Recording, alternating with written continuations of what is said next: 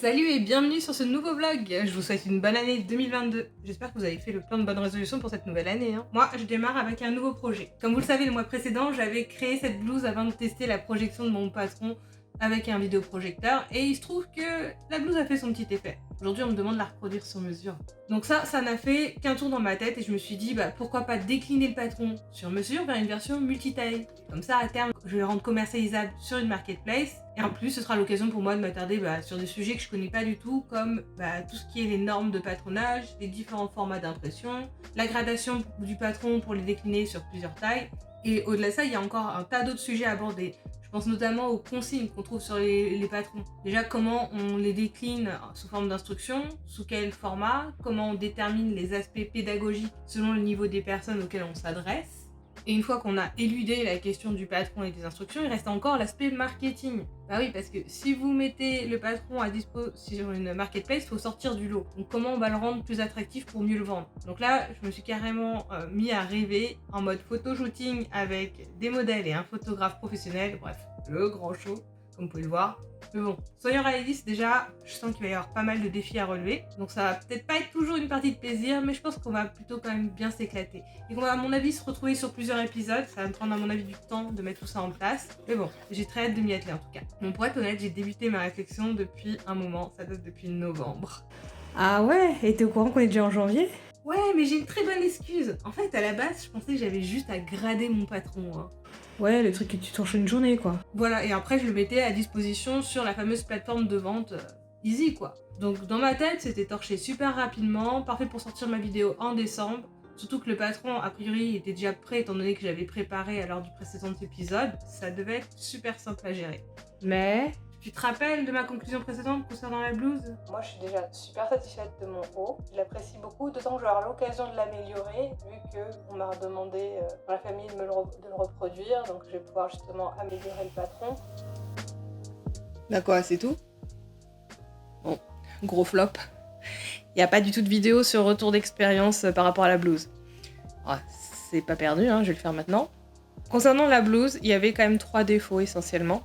Donc au niveau de la couture épaule, j'ai changé le design à la dernière minute, c'est-à-dire que j'ai fait chevaucher les deux plis l'un sur l'autre, mais ça a créé un espèce de faux pli sur la tête de manche de la manche justement.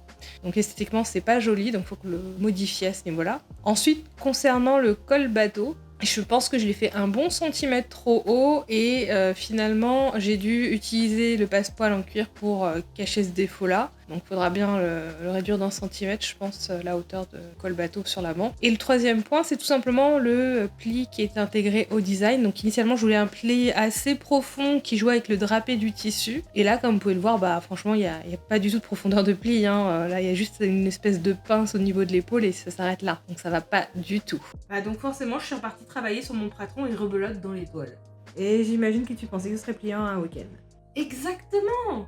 Sauf que ça, c'était il y a 3 semaines. En fait, c'est bête. Je me suis mis une pression de dingue. À partir du moment où je me suis dit, je vais vendre le patron, hop, je me suis mis pression qualité, pression qualité, pression qualité. En mode, il faut absolument que l'ingénierie de mon patron soit parfaite. Donc du coup, je voulais absolument reproduire la toile que j'avais en tête depuis le début. Sauf que 3 altérations plus tard et 3 toiles, toujours loin du résultat attendu. Ça le fait pas. Puis à côté de ça, faut savoir que je me mettais également une autre pression. En fait, je voulais me faire une petite story Instagram où je montrais l'altération de mon bloc buste vers la vue finale sur la toile. On en voit pas mal sur Instagram et ce format-là, j'avoue que j'aime bien, j'accroche pas mal, donc je me suis dit j'aimerais bien faire la même chose. Sauf que les stories que je vois, ça semble super simple, en mode je claque des doigts et c'est fait en 2 temps en 3 mouvements. C'est sûr qu'on les voit pas recommencer 26 fois leur toile. Je sens le syndrome de l'imposteur arriver à grands pas. Bonjour, c'est moi. Oh non. Eh si. Bon, allez, c'est bon. C'est quoi ça? J'ai un décollage d'enfant 5 ans? Mais c'est quoi ça? C'est ça, ta story? C'est pas bon, C'est nul. Et il y a rien de pire pour te mettre la pression. Parce que toi, forcément, tu galères. Plus tu galères, plus tu doutes de tes capacités. Plus tu te considères illégitime sous prétexte t'es autodidacte. Et plus tu te compares aux autres Instagrammeurs. Sauf qu'en réalité, on te montre pas la réalité. Hein? Bah oui. Bon, je m'explique. Sur Instagram, on est censé montrer les coulisses sans artifice. Sauf qu'en fait, que leurs coulisses à eux, ils sont complètement marketés. On les voit pas avec toutes les errances avant la création, tout est parfait sur leur story, genre je crée, je découpe et pas parfait. Ça c'est cruel, en tout cas c'est cruel pour mon ego. Comme ça, je suis pas la meilleure. Ouais, bah faudra qu'on m'explique. Hein? Comment les créatrices sur YouTube elles arrivent à produire à la fois des nouvelles pièces, des stories sur Instagram, éditer leurs vidéos tutoriels sur YouTube, et tout cela toutes les semaines. Bon après on les entend souvent dire qu'elles sont à bord du craquage. Donc je pense qu'en fait elles y passent leur semaine et leur week-end et pour certaines elles ont même renoncé à dormir depuis un moment. D'où le mode panda. Bref, au final ce que j'en retiens moi c'est que sur internet la concurrence elle est telle que t'es obligé tout le temps de produire plus vite et plus pour sortir du lot. Et franchement, je suis pas sûre que ce soit une bonne approche. En tout cas, si c'est pour finir en mode burn-out, je suis pas convaincue. Bon, en attendant, j'ai pas la réponse sur cet aspect-là. Mais en ce qui me concerne, moi j'ai décidé que je vais faire un bon gros break, avec un peu d'espoir. Quand je reviendrai, ça se débloquera tout seul.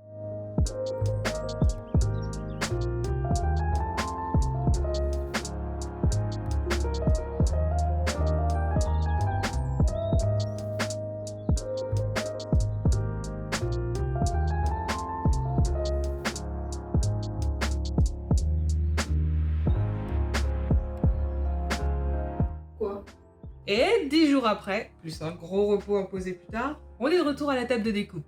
Eh bah, faut bien admettre que ça a été utile. Eh ouais, un petit regard neuf et hop, on résout tous les problèmes les plus insolvables. Donc, reprise du patron que j'avais précédemment digitalisé, j'ai joué avec l'emplacement des pinces pour disposer les plis où je le souhaitais. Et là, comme par hasard, ça marche.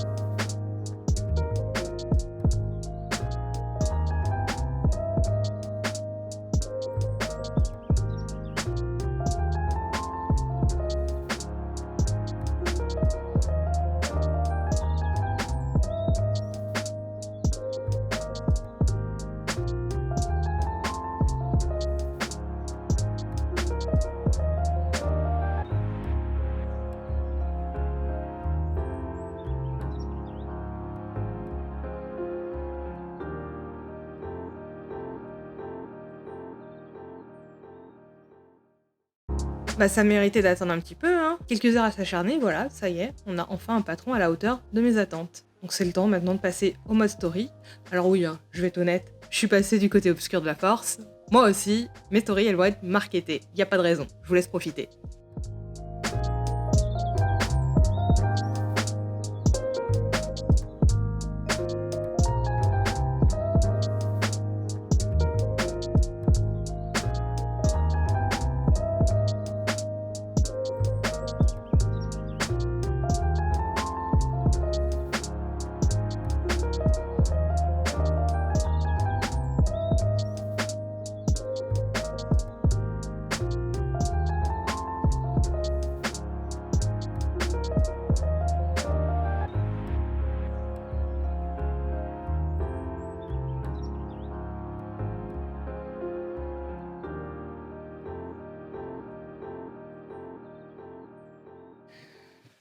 Donc là, ça y est, je suis contente de mon patron, sauf qu'à ce stade, c'est uniquement ma taille. Et si je dois commercialiser, je pense pas que ce soit une bonne idée de se contenter de mettre à disposition uniquement ma taille. Je suis pas très standard en termes de morphologie, donc ça risque d'être très restrictif.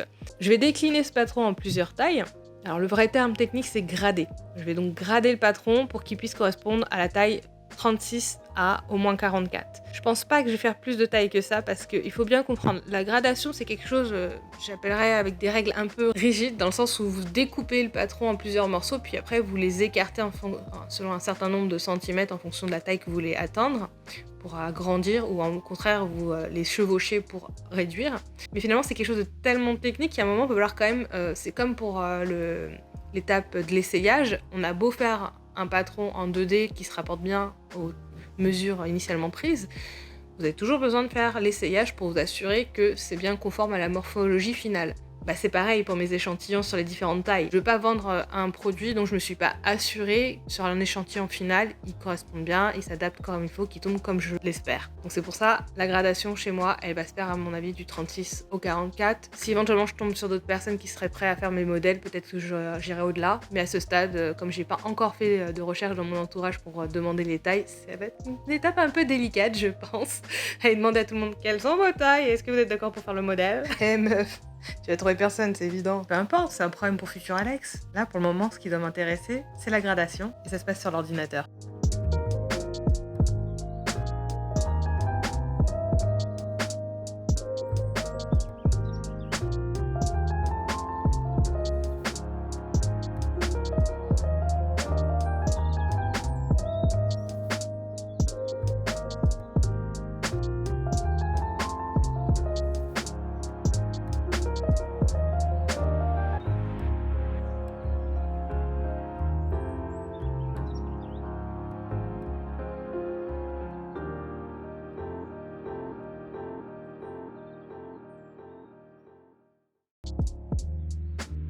Me voilà de retour, ça y est, j'ai fini ma gradation. Donc je vais vous enlever ce calque-là pour que vous puissiez voir. Donc là, chaque trait est de couleur différente pour bien marquer la différence au niveau des différentes tailles. Donc on a ici 44, 40, 38 et 36. Je ne me suis pas trompée, ouais c'est ça, 44, 40, 38. Ah mais il me manque le 42 en fait. Non, il est là, il est là, il est bien là. Autant pour moi, c'est juste dans le mauvais ordre. Il faut faire attention avec ces calques. Donc c'est très pratique d'avoir des calques, comme vous pouvez le voir là sur la droite. Donc on voit bien toutes les tailles de mes calques. Et surtout, c'est que quand je vais donc mettre à disposition le patron, je vais le mettre à disposition en mode PDF, mais qui gérera les calques. C'est-à-dire que mes utilisatrices, quand elles imprimeront, elles pourront justement sélectionner la taille qui leur correspond sans avoir toutes les tailles à l'écran, ce qui peut être assez perturbant quand on peut voir sur les impressions, à chaque fois il faut choisir la bonne taille, etc. Là, les utilisatrices, elles récupèrent uniquement le patron qui les intéresse, voire elles en récupèrent 2 tailles si elles sont entre 2, et c'est pratique. D'ailleurs, en parlant d'impression, faut que je fasse quelques recherches pour connaître les normes, moi.